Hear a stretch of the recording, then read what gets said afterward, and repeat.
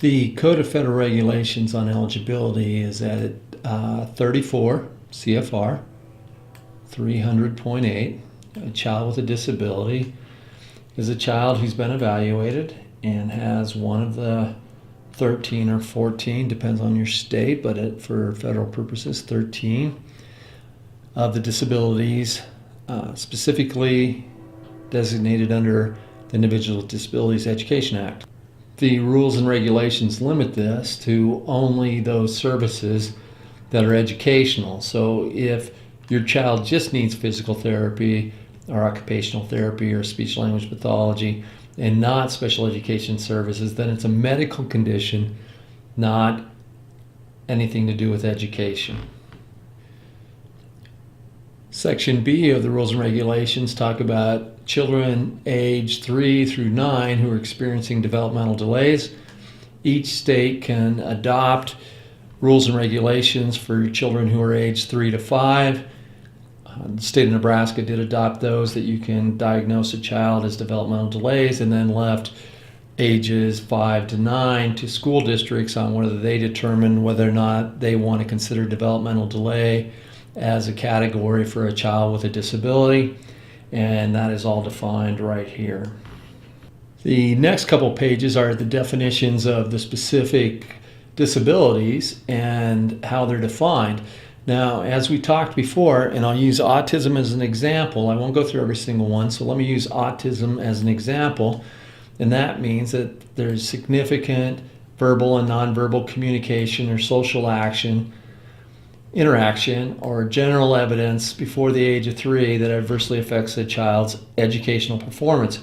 And once again, as we discussed before, there's a disability that adversely affects a child's educational performance. Those are the two requirements. And as you go through each one of these definitions, you'll see that that is what's required for each definition. Now, with autism, it has a couple things to take into consideration. If it's not primarily because of autism, but because it's an emotional disturbance, then you would define the child under another category. But just so you know that those two things are required, and then a lot of these categories have other qualifiers, but really it's just that your child has one of these identified disabilities and it adversely affects their education. Another example is deafness, which means a hearing impairment that's so severe that without amplification, it adversely affects a child's educational performance. Once again, here's number 1, they have a disability. Here's number 2, it adversely affects a child's performance. I'd like to specifically talk about other health impairment, often called OHI. And what this is that it has to be due to a chronic or acute health problem. So not necessarily identified disability, but chronic or acute health problems that adversely affects a child's educational performance. A little bit different, but along the same lines. Now, specific learning disability is one that is covered intensely by the statutes, and this changed in 2004.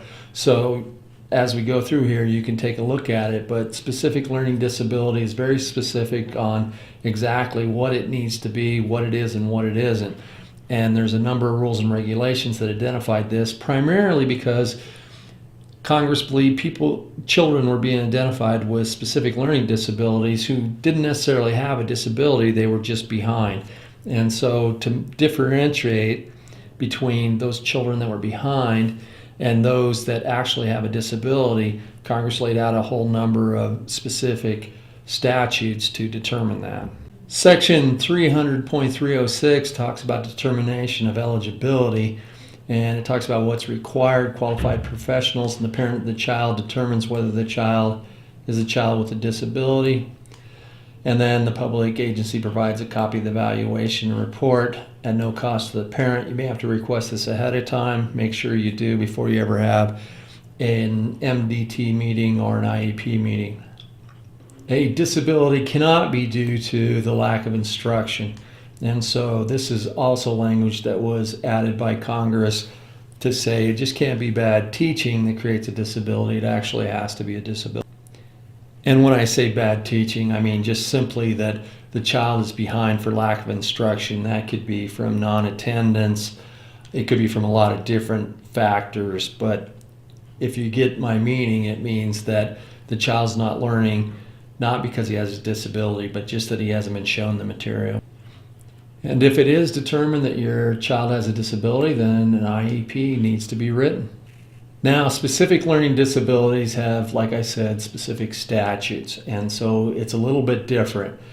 So it cannot just be a discrepancy between intellectual ability and achievement.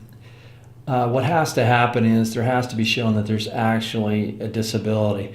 And so what Congress did was, and this is where we talk shortly about, but response to intervention. The response to intervention comes in, see if regular classroom alternatives work. If they do, great. If they don't, then you continue on with the evaluation process. Children with specific learning disabilities, section 300.308 says there needs to be additional group members. Once again, it's a different qualification, trying to find out whether your child actually has a disability or is just behind in the material. Section 300.309 is determining the existence of a specific learning disability. If you go to our next section that actually lays out the state booklet on how to qualify for a disability, it really puts this out really well on how to qualify for a specific learning disability, how many deviations you need to have, things like that. But this is the actual statute that covers that, but I'd encourage you to look at that so that you know more about specific learning disabilities and how you qualify for them. Section 300.310, observation. All children should be observed in their regular classroom to see how they're doing. Evaluators are really good about doing this. But for specific language learning disability, again, there's specific requirements. And finally, under 300.311 is the specific documentation for an eligibility determination for whether the child has a specific learning disability or not, and that's all set forth here. If you have problems with this, contact an advocate. It gets somewhat complicated. And that's the Code of Federal Regulations on eligibility. Once again, fairly straightforward. One of the 13 identified disabilities, could be more depending on what state you're in. If you have one of those, plus it adversely affects your education, then you're qualified for IDEA services. If you have a specific learning disability, take a look at these rules and regulations. If you don't understand them, because they're fairly complex, and contact a advocate or Legal Aid of Nebraska or other legal representation to get an idea of whether your child qualifies or not.